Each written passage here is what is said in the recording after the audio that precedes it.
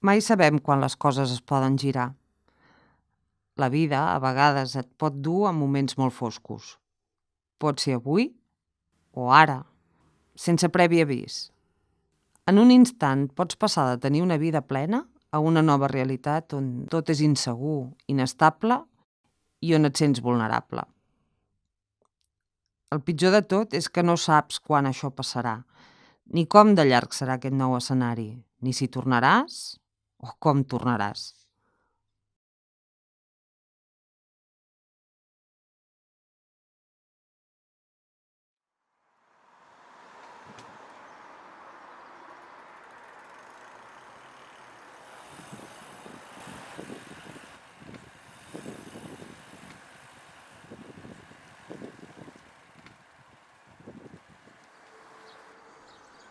Però un bon dia sents que ets un altre, una nova dona. Tot és nou i està per fer i per modelar. Et costa reconèixer-te en la persona que havies estat. Ara ets el fruit de l'oportunitat que t'ha donat aquell moment per créixer i redissenyar-te en algú millor. Hi ha un punt en què ja no cal fer-se més preguntes, no cal qüestionar res més. Només cal lliurar-se al que ens arriba i aprofitar els entrebancs amb agraïment, amb fortalesa i continuar.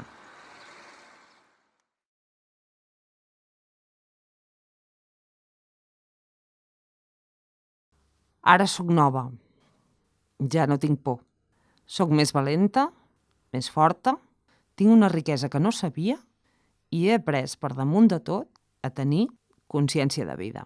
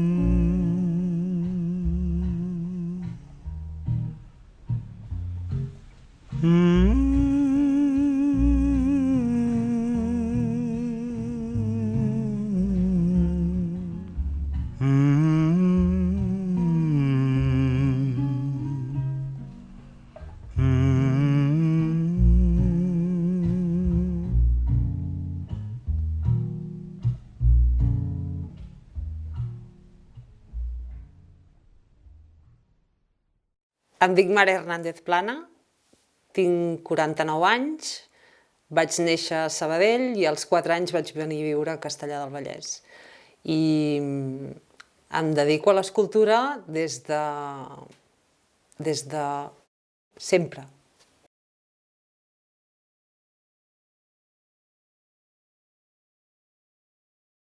Estem a casa, estem al taller i aquest és un espai importantíssim per mi. És el lloc on jo em sento còmoda, on puc estar tranquil·la, on puc estar amb mi mateixa, amb els meus pensaments, on puc treballar en qualsevol racó de la casa. És un lloc en el que tot ha estat pensat i dissenyat a l'entorn dels materials, una mica des d'un concepte escultòric i que ha estat pensat per l'escultura. Òbviament ha de complir les necessitats bàsiques per poder cuinar, dutxar-te i dormir, però això és el de menys. Tinc 2 estudis, el taller més brut a la part de fora i separat. Tinc un estudi al davant i també treballo al menjador, com feia Manolo Hugué, que treballava a la cuina de casa seva, de la masia del Mas Manolo, doncs jo faig igual.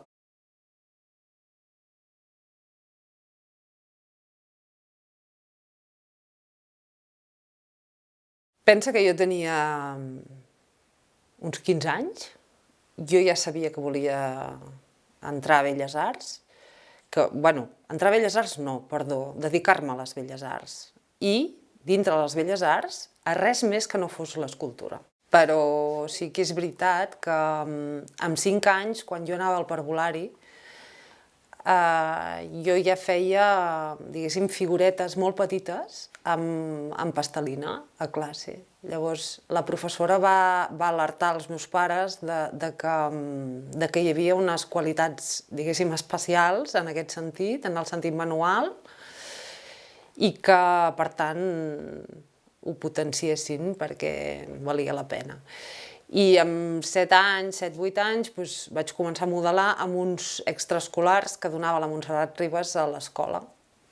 Segueix amb unes classes amb l'Esteve Prat per preparar-me per la prova d'accés a la Facultat de Belles Arts, i un cop entro a la Facultat de Belles Arts, llavors, vull dir, ja tota la meva formació és allà.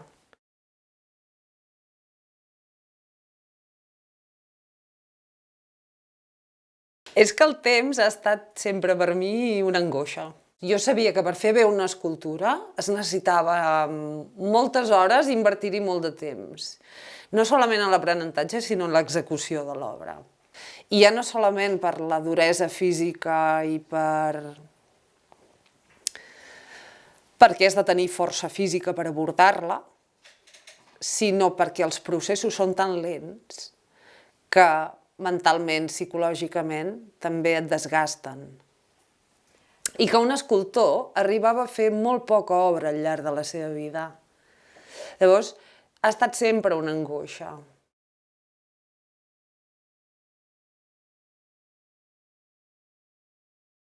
Però per mi l'escultura és la meva vida. No hi havia alternativa a això. Era això o això. L'escultura és un mitjà d'expressió, és una manera de parlar, és una manera d'entendre la vida. L'escultura és una manera d'entendre la vida. O sigui, si jo he arribat a crear-me, a haver-me de crear un espai pensat per desenvolupar això d'una manera còmoda, fàcil i bé, fins a quin punt l'escultura no ha determinat la meva vida?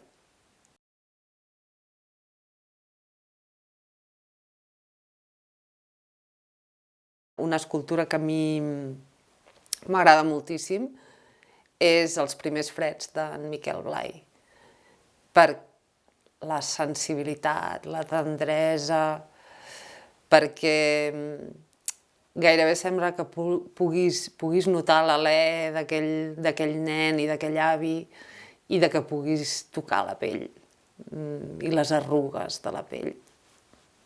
I és brutal. Representa les etapes de la vida, representa la innocència i l'experiència a través de la figura d'un nen arrepenjat al costat del cos nu d'un avi.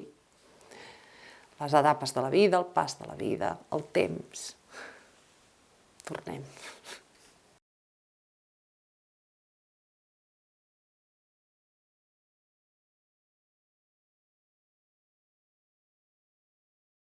D'aquí un temps ens n'adonarem que ens hem equivocat i que havíem de donar un valor molt més alt a l'ensenyament, diguéssim, de la sensibilitat i de tot allò que fa referència a les arts plàstiques i a la dansa i a la música i al teatre, no? Perquè tot és el mateix. Jo tenia un catedràtic a la facultat, que ja no hi és, que deia: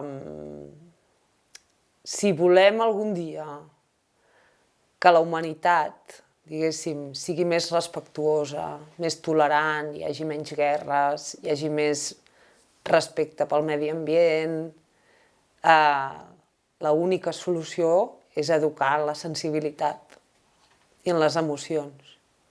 Si no eduquem en això, la societat està abocada al fracàs.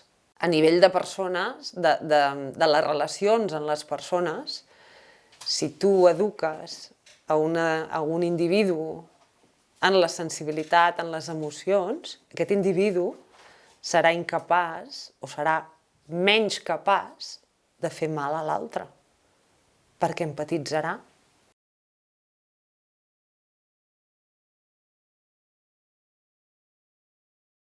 És un orgull que el meu poble hagi cregut en mi i en la meva vàlua i la meva qualitat de professional i artística.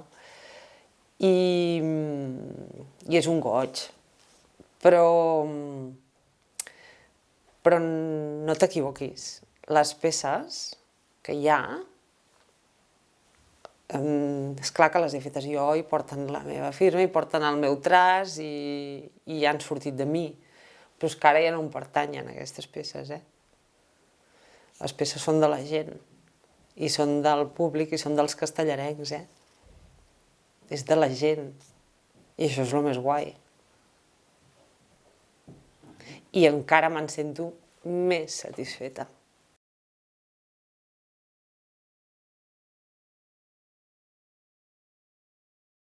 L'encàrrec se'n va fer tant per la dona collidora com per la fita. I se'n van encarregar 2 escultures, una per cada entrada. El tema circulatori va marcar molt el què, i el com havia d'anar una peça allà. Perquè els 360 graus al voltant, de manera concèntrica a la peça, això definia molt bé com se la veuria aquella peça, i des d'on. Vaig veure això, una peça que girés en el sentit també diguéssim, de l'espai, de la rotonda. Per què una dona? Perquè jo treballo dones. És a dir, jo em represento i represento conceptes, idees, a través d'una figura femenina perquè jo sóc dona. I el fet de per què és nua i per què està nua, doncs perquè la nuesa és atemporal, vull dir, no estàs ubicant la peça en cap època concreta.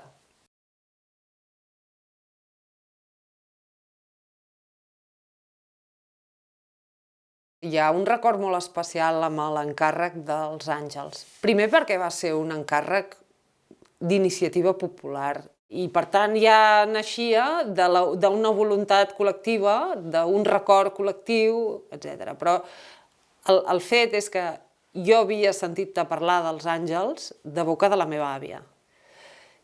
I ella m'ho havia explicat perquè de petita els havia vist. I clar, l'època de la guerra va ser quan de manera, diguéssim, violenta es van trencar tants i tants elements de l'església. Vaig poder parlar amb molts testimonis que quedaven encara en vida, que els havien vist com cremaven els objectes a la plaça Major amb una foguera, com carregaven elements religiosos i de valor, diguéssim, i com saquejaven l'església i després ho carregaven en una mena de camioneta descoberta. Un d'ells, doncs aquests, els Àngels, els 4 àngels. Tothom en tenia molt bon record, però el fet que m'ho expliqués la meva àvia, per mi tenia un valor encara superior. Quan ja em van encarregar la reposició dels Àngels i tot el projecte, diguéssim, de recerca d'informació, de parlar amb testimonis, etc., la meva àvia havia mort ja. Ja no li vaig poder explicar, ni ho va poder veure.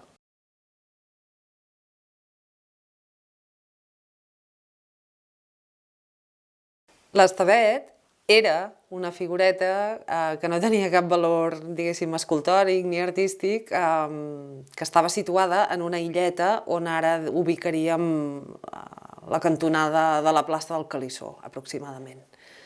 I era això, un espai de gir per cotxes i per l'autobús, i aquesta figureta estava ubicada allà. Dins la remodelació d'aquest espai, o de la reordenació d'aquest espai, es va eliminar, es va decidir eliminar-la.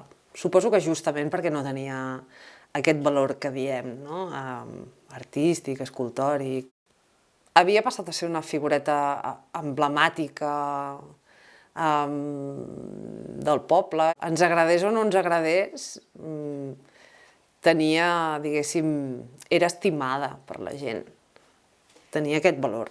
L'única cosa que existeix és el cap i el tinc jo aquí a casa.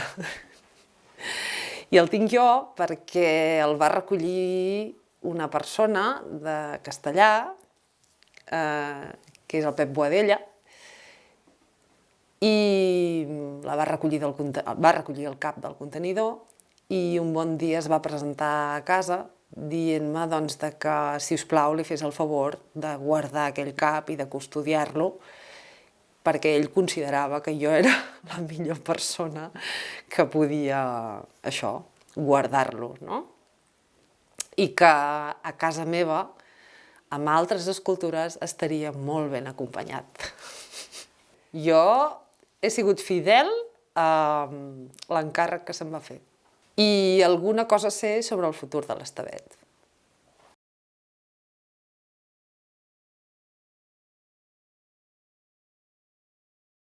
L'esport és una eina, és un recurs molt bo, per moltes coses. I és un recurs també per l'autoconeixement i per desenvolupar moltes coses en la persona. La superació, l'autosuperació, la valentia, la força mental, física, la rutina, la disciplina. Tu et poses a prova i veus doncs, fins on... De com això et dona eines, llavors també a nivell de conèixer-te, no? Fins on tu ets capaç d'arribar. La bici ha sigut el mitjà, jo penso. Ha sigut el mitjà, el salvavides. Sempre ho dic així, i ho sento així. Qui m'havia de dir que una bici doncs, acabaria significant tantes coses i a nivell de transformació personal per mi.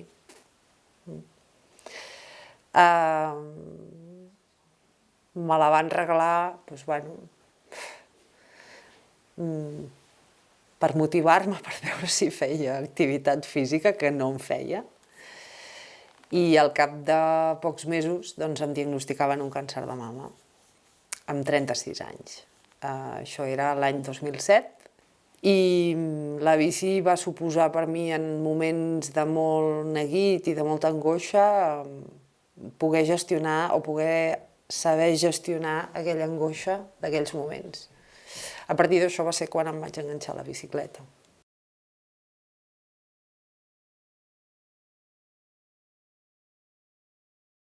Va ser un daltabaix, sí. Perquè quan jo passo per primera vegada, en el primer dels diagnòstics no tinc necessitat de parar de treballar, però la segona vegada sí, perquè com he dit, el procés va ser molt més traumàtic, el tractament molt més agressiu, perquè vaig haver de passar per quimio, per moltes intervencions quirúrgiques. Llavors, sí, aquí va haver-hi un parón total i va ser molt més llarg. És un procés de canvi progressiu. Estil de vida, hàbits saludables, rutines saludables, prioritats... Tot això és un procés de treball que requereix els seus mesos i que porta el seu temps. Els metges fan la seva feina, que és extirpar la malaltia i tractar la malaltia més a nivell físic, patològic, no? Hi ha altres especialistes, hi ha altres, diguéssim, especialitats vinculades a tot l'equip mèdic que t'ofereixen per donar-te ajut o suport en aquest sentit. I si no, hi ha les associacions que compleixen una part importantíssima i que els hospitals no poden proporcionar-te. En el meu cas, jo sí vaig passar, diguéssim, per una associació, sí.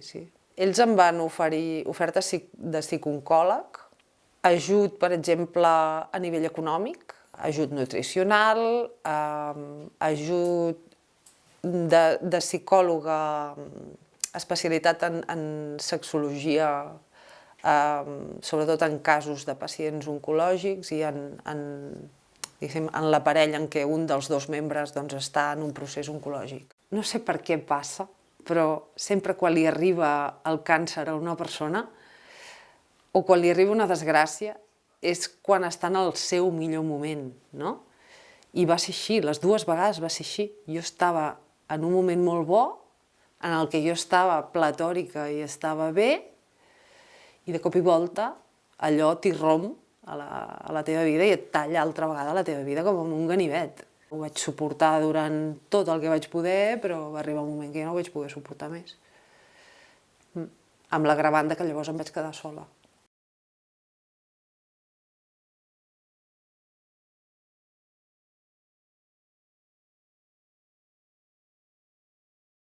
Tot aquest procés és un procés de desgast brutal,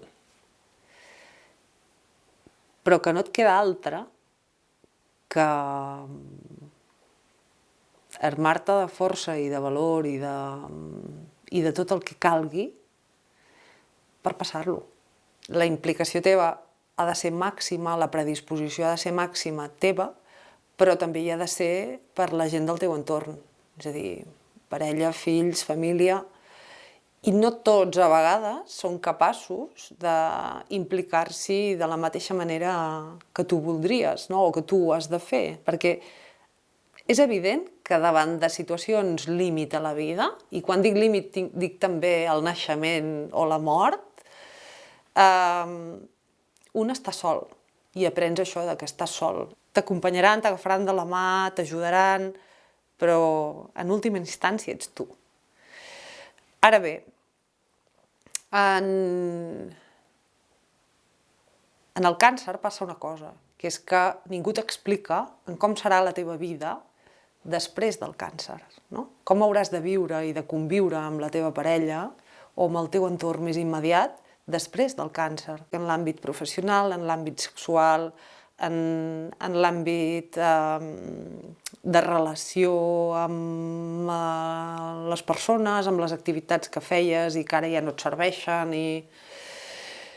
De fet, és real que quan passes per una situació així te n'adones de qui està al teu costat i qui no, i qui està disposat a tot amb tu i qui no. Per mi el càncer, jo ho dic sempre, ha estat i és una oportunitat de canvi i de ser millor, que potser jo no l'hauria tinguda si no hagués passat per tot aquest terrabastall. No em tornarà a passar estar en una situació que de no tenir per menjar, per exemple, o no tenir per pagar les coses més bàsiques. I això són, diguéssim, els desastres que va deixar un càncer pel camí.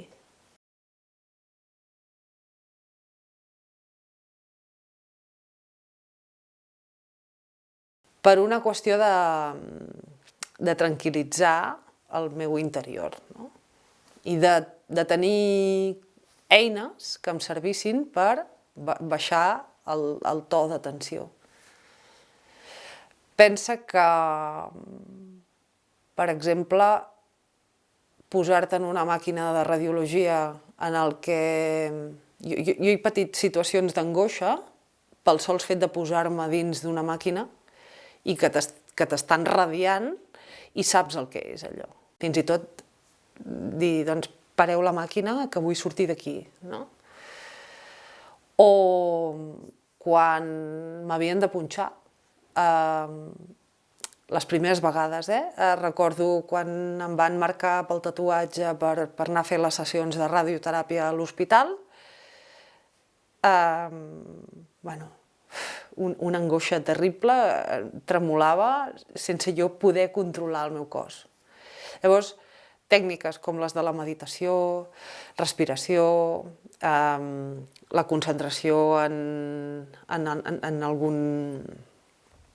alguna cosa a nivell mental que et faci relaxar, que et faci controlar el teu cos, això és importantíssim.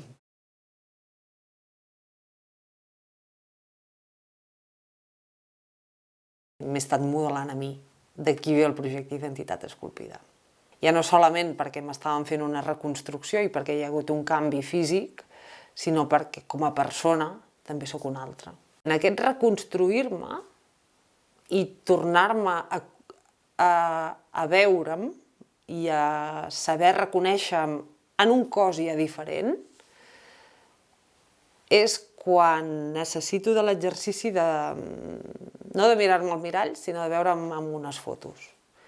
I això prové motivat, diguéssim, pel recolzament que vaig tenir amb la meva cirurgiana plàstica, però també pel Jordi Serra, que ell m'havia dit que si necessitava fer-ho per tenir aquelles imatges, que li demanés. I en aquest moment és quan li dic i fem una sessió aquí a casa perquè van venir unes dones magrebines a fer-me un tatuatge efímer damunt dels pits i va ser preciós i va ser un regal que no oblidaré mai i ell va venir-ho a fotografiar.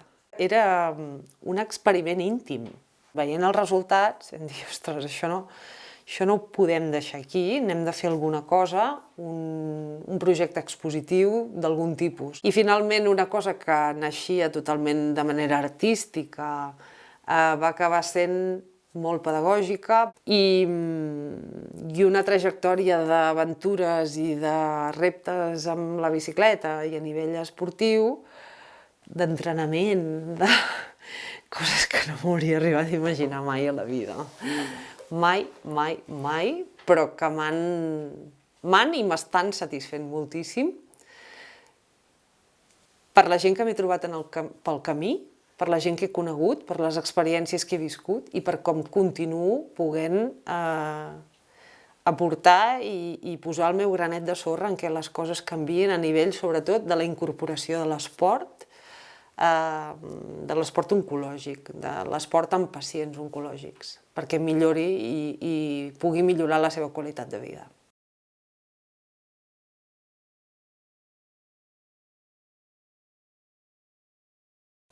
Energia. Una abraçada et pot donar molta energia. I en moments clau, molta. Perquè també et tornes més selectiu de a qui regales la teva energia. Saps? Com que et tornes més selectiu, llavors quan realment fas l'abraçada o estàs amb qui vols estar és perquè ho vols realment. Perquè no t'autoenganyes i dius faig això perquè és un tràmit o estic aquí perquè em toca o... De fer coses perquè et toquen, les justes.